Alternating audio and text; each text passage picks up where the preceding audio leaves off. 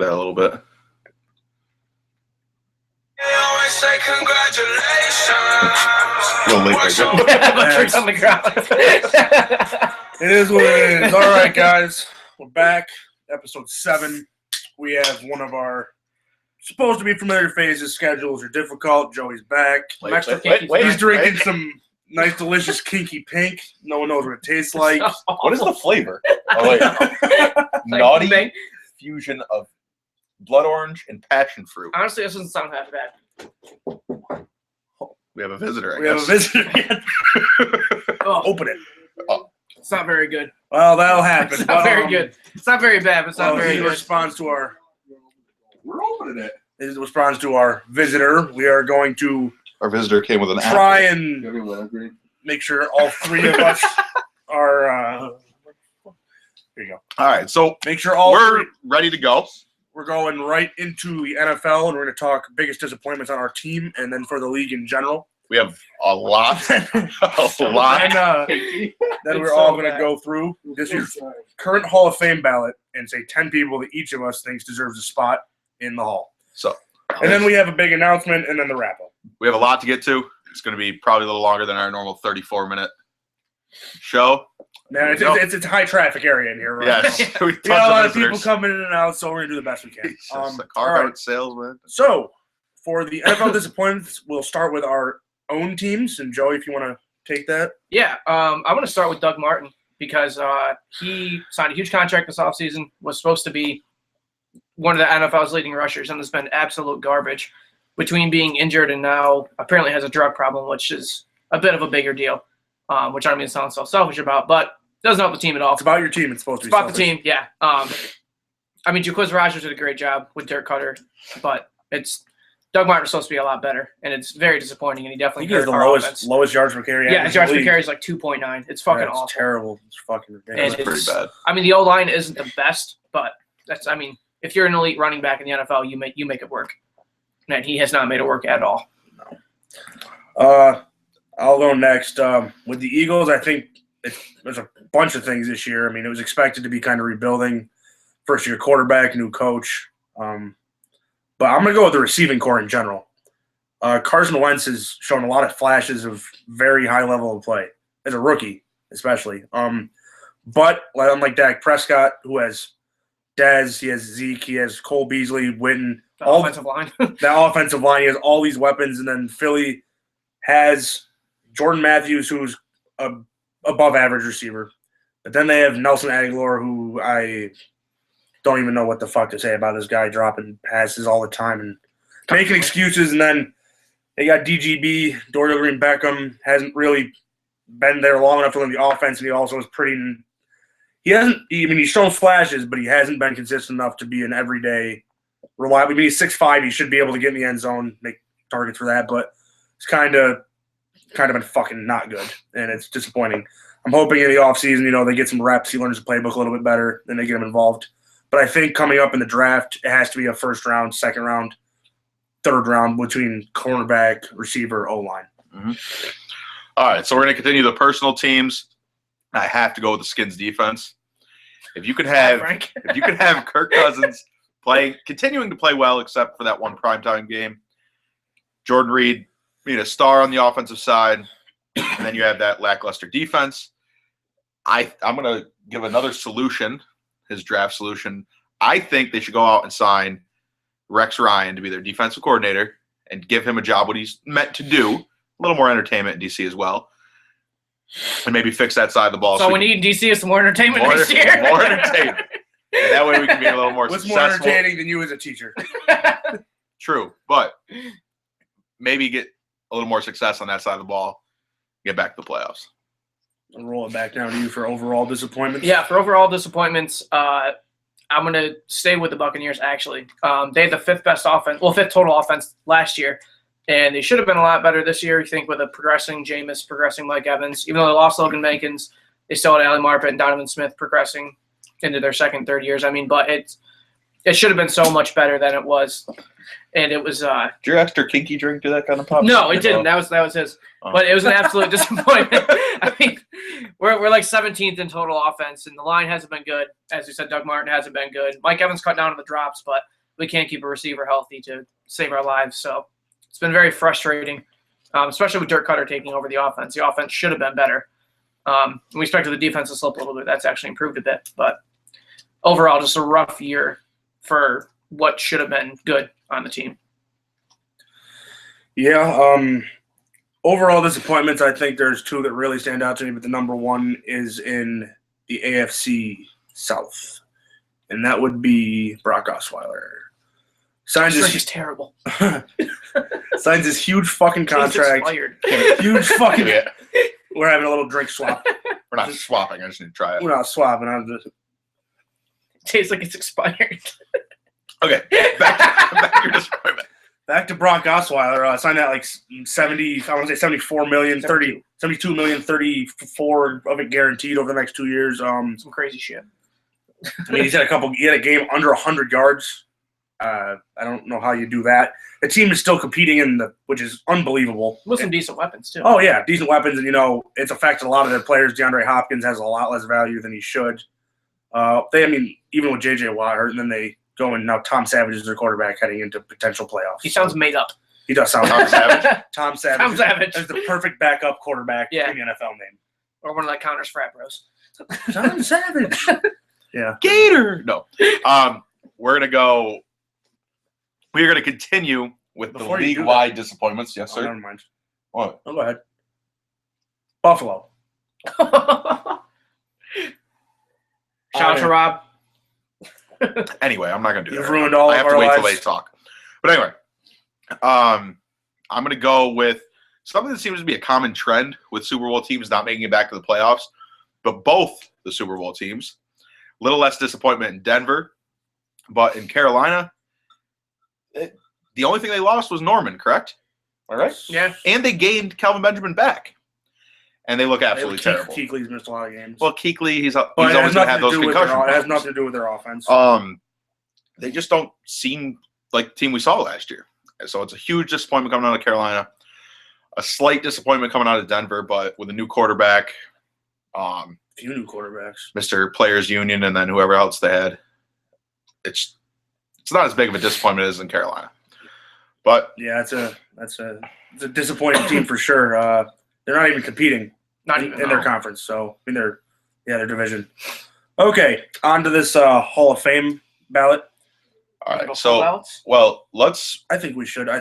Let's run through who's actually eligible on this ballot. So for right now, who's eligible on the current ballot is, let me get it up. Drumroll.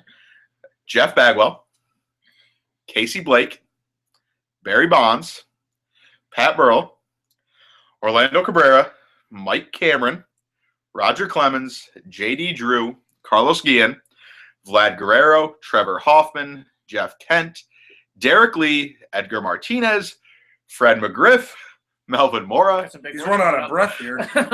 Someone get this man some cheese pizza. Mike Messina, Maglio Ordonez. Oh, that was it was difficult. That last name right there. Jorge Posada, Tim Raines, Manny Ramirez, Edgar Renteria, Arthur Rhodes, Pudge Rodriguez, Freddie Sanchez, Kurt Schilling, Gary Sheffield, Lee Smith, Sammy Sosa, Matt Stairs, Jason Veritek, Billy Wagner, Tim Wakefield, and Larry Walker. Now, each person that has a legitimate vote gets 10 names they can pick, and they all go into a We all are very legitimate. Yes, very legitimate vote. We're sending ours in right after this. But yeah.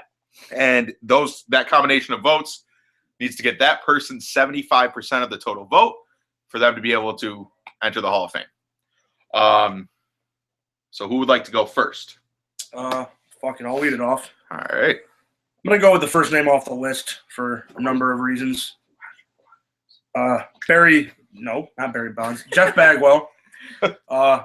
He may or may not have had 500 home runs. That's not a big thing for me. It's a body of work thing. And Bagwell was above average, top 2 first baseman his entire career. 400. I want to say he was over 4, probably closer to 5 than he was 4. Part of Killer Bees. Yep. When the Astros had that, it was him, Biggio, Berkman. It just really meant a lot to that lineup the whole time he was there, and I think he deserves a vote. Next, I'm going to go with probably the most controversial name on the list, but one I don't feel like you can omit. Barry Bonds. Even before he got caught up in the steroids, he was in Pittsburgh. Member of the 40-40 club, consistently played as one of the best talents in the league, and even before that, he was one of the purest hitters baseball's ever seen, probably if not still the purest hitter baseball's ever seen, with or without the steroids. Next, I'm going to go to my favorite players of all time in Vladimir Guerrero. He was almost 500 home runs. Was he? Mm-hmm. You sure? I think I'm going to look, but I'm pretty sure it's 500. I'm not sure on that I'm yet. going to take a gander. But, aside from that, he had a cannon in right field. He was part of it. He was, the face of the Expos for forever. Yeah, pretty much the entire time that he Other than existed. Pedro Martinez, I don't think. He wasn't even there that long. But I think Vlad deserves a vote. Next, we're going to go to Edgar Martinez. I think Ortiz will be the most notable DH in the Hall of Fame, but I think Edgar Martinez can't be overlooked any longer. 449 for Vlad. I don't think you can omit Edgar Martinez just because he was a DH, but another man who was just a pure hitter. And there's a lot of positions that are getting omitted that we have 3 very good, a DH and 2 relief pitchers, that in the past have never gotten any attention in those positions. So even a second baseman, too. Yeah, and I think the 3 that are on the ballot right now are going to make it. And some of us mentioned some of them. Next, we are going with a guy who is pushing it. He's right there. This is his last year, and I think he gets it. It's Tim Raines. Between the stolen bases, the average, the defense, Tim Raines. I mean, I can't say from a first-eye perspective because I never got to watch him play as much as, it didn't make as much sense. I was like, this is one of those. I was like really young, but it was just one of those ones I think when you get to 69% and you have the credentials he does, you should be able to see your plaque in Cooperstown someday. This is one of those players that never really reached those 300 average, 500 home runs, those pinnacles, but did a lot everywhere. He also played around the steroid era, so he was a little overshadowed. And I don't know who it was, but someone said that he didn't get those 3,000 hits, but he was on base well over 3,000 times, so he was always affecting the game. All right, moving on, another controversial one, and Joey mentioned character being something that the Hall of Fame considers when they go for votes, and I mean, you can't say his character is the greatest, and it's really not even fucking anything like the greatest. Not at all. But Curt Schilling, I think as far as a pitcher, he is 100% Hall of Fame eligible. I mean, 100% Hall of Fame worthy, and that, between his playoff performance, his overall playoff pitching was unbelievable. 300 strikeout seasons. 300 strikeout seasons. Like he had, in my opinion, everything as far as playing the game that he could have in order to get in. I think he deserves it. Next, another guy that a lot of people forget about is Billy Wagner. Dominant closer over a period of, 5-10 years. And closers are one of those positions that aren't talked about much. Until from Dennis Eckersley up until now, people are just now starting to realize it's going to be huge. I think 2 years when Rivera becomes eligible because he'll be first ballot easy, and that's not even really up for debate. It's going to change. I think it's going to change a lot with the people we're seeing now. Yeah. I mean, we're in an era now of incredible closers, and I'm not saying it wasn't like that before, but now more than ever, it's more defined. People are paying for it. People are paying money for these guys to come in. You have a 1-inning closer. Close out the games. Every team has one. And sometimes, you got like a Kenley Jansen type guy who's coming in working 3 innings because your starting rotation is reliable. But anyway, Billy Wagner deserves a spot. I'm going to go a little out of order on this next one and say Trevor Hoffman. Did I say Trevor Hoffman already? Because I skipped him, I think. Yeah, I think you skipped him. Trevor Hoffman. He's close to. I think he'll get in this year, honestly. Second all-time in saves to Rivera.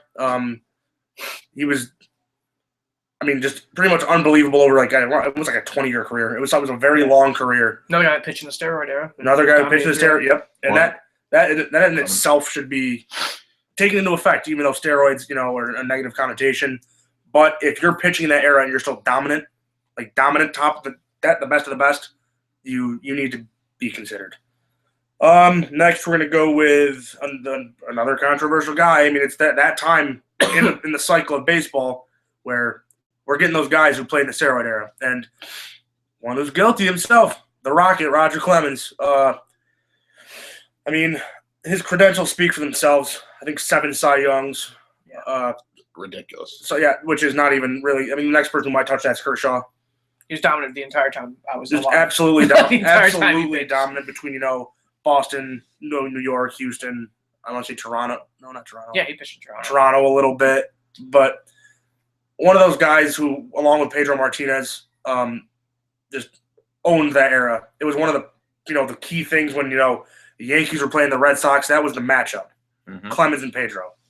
And after that, it kind of dwindled down, Wells and Wakefield and Cohn. But that's not important. I think just the numbers Clemens put up, his strikeouts, his wins, just his overall domination is enough to get him in. My final one is one that people I'm guaranteeing forget about, Larry Walker. This guy was a 300. I think his average was around 315, his career average. He's not a 500 home run guy. I don't even think he was a 300 home run guy. I think it was like 320. Maybe, but he was. It wasn't what he was known for. He was a guy who 380. 383, almost 400. Okay. So anyway, he won his whole career just consistent in the 300s batting average. He was a great right fielder. He played on a not so great team most of his career. He was also with the Expos, and just someone they overlooked. Someone who's overlooked all the time. But I mean, I honestly don't know if he'll get in. I doubt it. But it's someone who, if I had a vote, I'd put him in. So there's my 10. All right, I'm going to go next because I need a refill. So I'm going to work through this and then go next. You don't want any expired fruit drink? I think that 8% is from how long it's been fermented. It's probably 10% now. All right, so I'm going to start off front of the list again. I'm going to go with Bagwell. All the same reasons he said. Great hitter throughout. One of the most feared hitters during his time.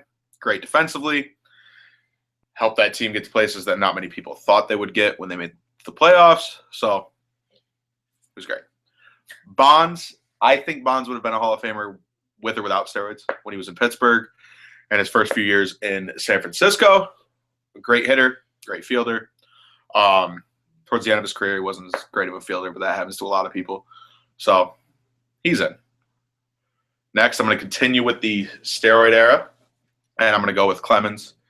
Just like he said as well. We have a lot of the same ones, all three of us. But Clemens was dominant throughout. Suck on that. Sorry. Very competitive in here. Very competitive. Jesse's wall over there has a... Yeah, fuck that wall. It says fuck Clemens. Fuck that wall. That wall can't beat me in pool anymore. It's over. Anyway. I'm going with Clemens because of his pure dominance. Wherever he was, he dominated. And even when he came back, tried to make that comeback late, I think he still could have been effective if he was given the chance. Do you think? Yeah. So, next I'm going to go with Vlad purely because he can hit a home run off of his knees. That's all he needs. Then Trevor Hoffman, most saves ever. Just consistent throughout. Second most saves ever. Very. Who? Rivera. I'm going to look that up. Go ahead. Yeah, Rivera took it over. Anyway. Very fucking Anyway, second most.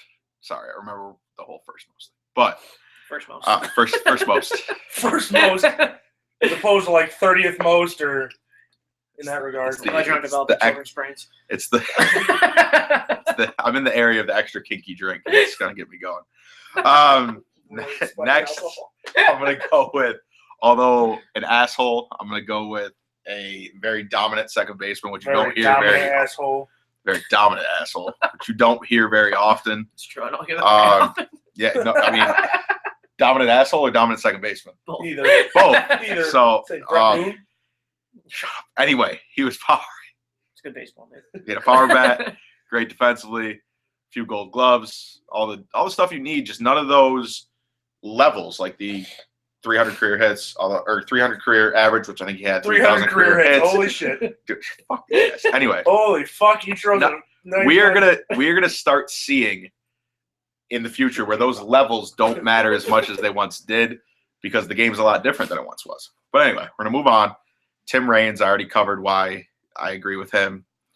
One he did not pick, which I think will get in, is Pudge Rodriguez. Arguably the best hitting catcher of all time. He's going to say Piazza. Definitely left that one off on accident. But that's a fucking bad one. Great catcher.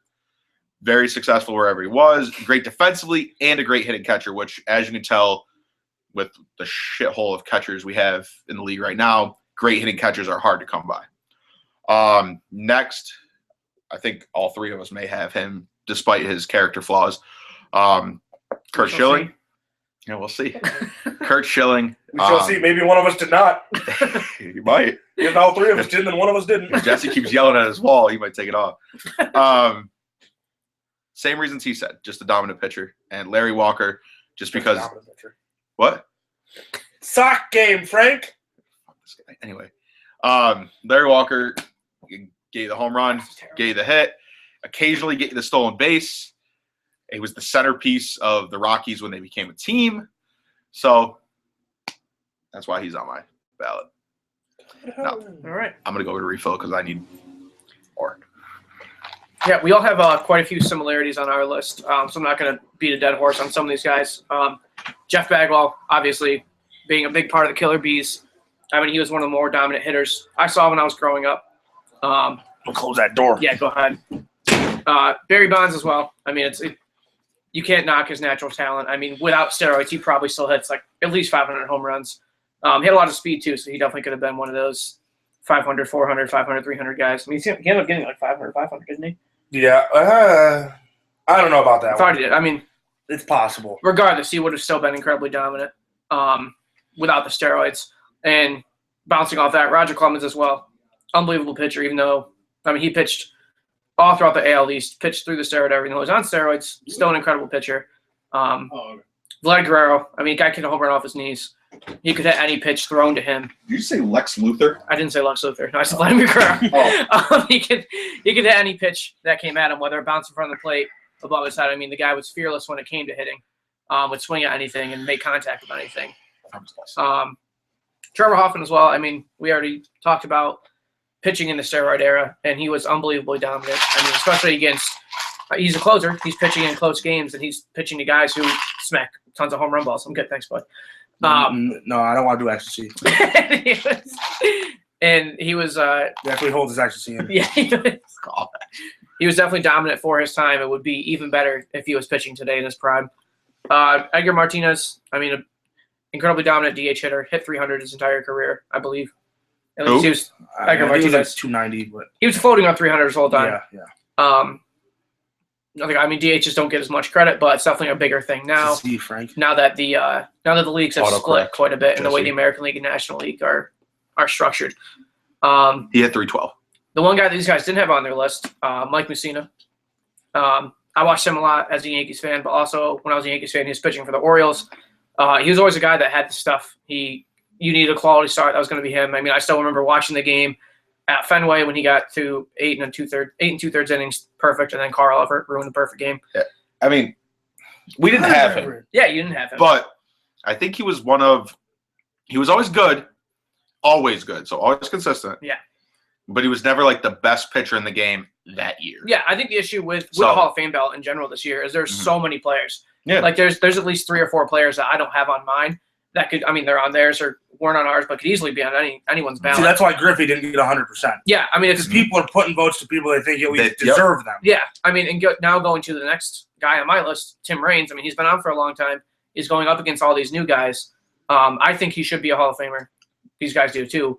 But it's going to be interesting to see how many of these new guys take it away and how many of the maybe changed steroid voters take away his votes. Billy Wagner, another dominant closer during the steroid era. I mean, he had the best strikeouts per 9 innings for like 3 or 4 years. I was watching the other day. He had like over a 15 for a couple years, I believe, at least over a 14. It was a big part of that was Houston teams with the Killer Bees that kind of got overshadowed because he was a closer and he wasn't as important in the limelight at the time. To end it off, Larry Walker. I mean, he was a very dynamic hitter, always hit for average. I mean, even though he hit in Coors Field for part of his career or most of his career, he still hit well when he was with the Expos. Added a lot to the lineup with the Rockies with Todd Helton there, who was always overshadowing with his average. I mean, you guys all remember the year he was at 400. Yeah. Like, I still remember that. And I think he got overshadowed by that. But he was a really incredible player, and I think he definitely deserves it. What are we talking about? Larry Walker. Oh, yes. But, I mean, there's some really good players that, I mean, we didn't put on our ballots. I mean, Fred McGriff. Fred McGriff. Yeah. Just one of those guys. Gary Sheffield. Gary Sheffield, 500. Manny Ramirez, if we're going with these controversial players. I think Manny. Okay, I think if they do not make it this year, people like Clemens, Bonds. I think with the implementation of everyone having to show their ballot, although I said a few weeks ago that I don't think it's going to change anything. If you look now, I mean, Ryan Thibodeau has a website that is tracking all the votes that come in.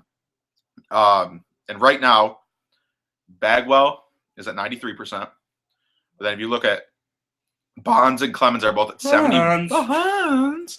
Bonds and Clemens are both at 71%. 25. I'm 24. Vlad is at 77. But then one of my picks, who I said was great, Jeff Kent's at 11%.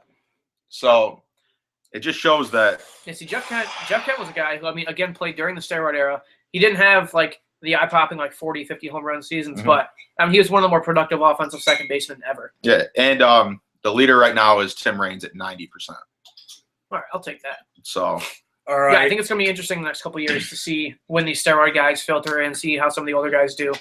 And there's so many good offensive players from the steroid era, so it's going to be tough to cut the gray area. Yeah. I mean, realistically, though, with the Hall of Fame is about remembrance. It's about, and if you are going through it and then you're looking at this wall 100 years from now, if they do that, an entire era of great, not great, it was great baseball. It was great. It was entertaining to watch. And baseball that we all grew up on. Yeah, I mean, all three of us are prime people who grew up during the steroid era. We were there for the McGuire-Sosa home run race. Barry Bonds breaking the record for, single season all time. Some incredible stuff. Yeah, Manny Ramirez, See, the thing with Manny, my issue with Manny is that he got caught twice. Not only was he in like a unanimous test, but even after the steroid issue became like in the limelight, he still did it and still got caught. And I think that's where I have to draw the line with him. All right, well, to each his own. But before our announcement, I know it doesn't before our announcement, the Nats need to make a move. They need to make a fucking move. If they don't, if this somehow finds Mike Rizzo, please make a move. If they don't trade for Kenley Jansen around, I'm going to shit my pants. We have a few minutes, and I think something fun for us would be to pick someone we think playing right now. We think will make the Hall of Fame. Now, I'm just making these rules up on top of my head, so we're not including Ichiro. Okay. We're not including Pujols. Sorry, go ahead. We're not including Miggy, because I feel like those three, so whether we say so or not, are going to make it. Ichiro, Pujols, Miggy. Okay, all right. Now, I just sprung them on this on them. Frank is a genius. This is wild. I'm going to give them a couple seconds. I have a couple in my head. You want to pick like 2 or 3, or you just want to pick one? Let's do one. We got to move along. All right. You go first. I'm going over to Anaheim, Mike Trout. Yeah. I mean, every year it's the same thing, His stolen base numbers are way down from his first year, but you can't really blame him for anything. He's on a terrible team, but I think he's going to, when all said and done, be probably the first ballot Hall of Famer.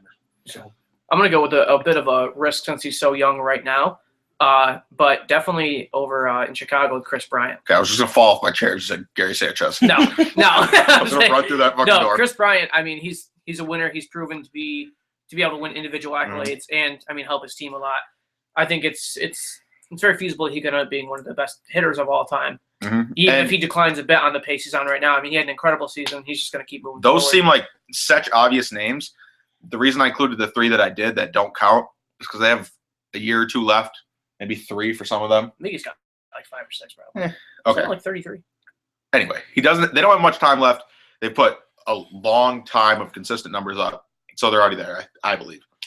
But neither of them picked a pitcher. Are you going with Clayton Kershaw? I could go with Kershaw, but I'm going to be biased. And I'm going to go with... Hold my breath here. Get the gloves, Frank. I'm not in the fucking face. As much as I'd love to go with Strasburg, I'm not. I'm going to go with Max Scherzer. Dodge a bullet this time. He's going to hit his 2,000 strikeout this year. He's got a Cy Young in the NL, Cy Young in the AL, 2 no-hitters, a 20K game. I mean, he's just continuing to build up 200 innings every year. You can count on that, unless he's going to get injured this year. Now that I said that. Yeah, probably. He's one of my favorite pitchers, despite being on a team that I don't like a whole lot. He's just the model of consistency. So I think I think pitching wise, I think him and Kershaw right now. I think also out of him with those crazy pitching contracts, he might be the only guy that actually rides out that whole contract. I mean, we see that go with CC. You know, David Price probably isn't going to be that good at the end of his contract. I mean, but he's so consistent. He hasn't shown a bit of decline at all. He hasn't shown anything. He's a solid pitcher, not with some crazy arm or anything like that. Like rotation. He doesn't worry about his power. He just makes his pitches. Yeah. And one thing I will say, he does need to get rid of those homers, but every pitcher has a little problem. And his ERA is not high because of it. All right. We're on to the announcement. This is huge for us. You don't need a whole box of Tic Tacs in one sitting. You have a problem. Or you're just, not overweight. But anyway, back to what we were saying about this huge announcement. A couple years ago, probably 3 years ago, me and James, who was featured in the first two, he's one of the main guys here. He's been very busy. We're all main guys here. Shopping Tic Tacs like rabbit. We're all main guys. But that's not the point. A couple years ago, we were in school, and we just let him talk. He's just dropping Tic Tacs. We just found out that we're both very opinionated when it comes to sports, and we like to get it out there. I mean, not terribly worried about the popularity at the time, but we started a sports Twitter /blog, Facets of the Game, and to this day, currently, it's at 2,500 followers. James and I have both decided that we are going to merge this, Punting with the Bases Loaded, with that, and bring all of our followers to one, so that, this is at the forefront now. This is what we're trying to do. We're trying to podcast. It's going to be our main thing. We're still going to tweet a lot. We're still going to be interactive, but instead of just me or James being the only people to answer you, you're going to get Joey. You're going to get Frank. You're going to get Brian. If you get Lewis, I don't know what to tell you, man. I don't even know if Lewis is alive. He might be dead. But it's just going to be a major – it's a big thing for us because, me and James have always tried to get other people involved, and what better than these two guys? We've, constantly talked sports, and this is our best platform to do it. So come New Year's Day, there will no longer be our personal Twitter, but it will still exist, but it will be taking over the Facets of the Game Twitter. So if you need to, go follow that now. If not, we'll be sending announcements from our old one, letting you know that we moved over. And, it's just an exciting time for all of us, and we hope that, you guys get on board with that. Yeah, we'll put the Facets Twitter on the PWTBL Twitter right now, and then Facets will end up becoming PWTBL. We are still going to keep the blog portion of Facets open. Now we have a few more people with blogging experience on that, so we could get a few more posts out there. Anything else? No, I think all in all, it's just another episode. We're really trying to get this thing off the ground. That's what me and Frank have been going at every day. This isn't going to be able to keep up, obviously, but we're going to try to, maybe go a couple times a week. At least 2 a week, I think. Yeah, if a couple of us can hop on at a certain time, there's a hot button topic, something that just came up, something interesting enough to debate, talk about. Get on, talk some shit. Right, yep. We'll talk some shit as usual. A lot of polls are going to be put up. But the thing is, we're trying to make it more relatable. I mean, I'm not going to say we're shooting for a target demographic, but it's we're trying to get to the people who don't want to hear, I think Clayton Kershaw it's going to be fun. It's going to be, a group of guys. And some shit out of left field with some opinions we have. Right, and some shit just screaming at each other. But. In the videos, we will start having a few more basketball topics because we know Facets has a lot of basketball followers. I mean, we're gonna expand. We are going to expand, but, we realize our strengths, and, all of our strengths are football and baseball. We all know a lot about basketball. Mm-hmm. It's just none of us follow it like we used to. Joey knows a lot about hockey. Yep. Frank and I know it, and James know a decent amount about golf. Mm-hmm. UFC. James and Brian do boxing. Yeah, we're just generic sports. We got a lot covered. Right, just generic sports topics. And if you guys want to see something, let us know. Mm-hmm. We're open to suggestions. We're just trying to make this more, enjoyable for everyone while still, keeping it fucking real and fun. Yep. Right now, our next big video, so we can get everyone else in, hopefully everyone, is going to be after the new year. And that video will go directly to what used to be Facets Twitter, but will now be a combination of both. Same handle. Same handle. So all of our Facets followers are getting hit with a fucking sucker punch. They are now followers of Punting with the Bases Loaded. But, I mean, the way Facets started is we were putting shit out there a lot. But, both of us got busy. We both got out of college, graduated, got real jobs. So that will now shit be became PWTBL. Conflicting. So now we have 5 guys, burgers and fries.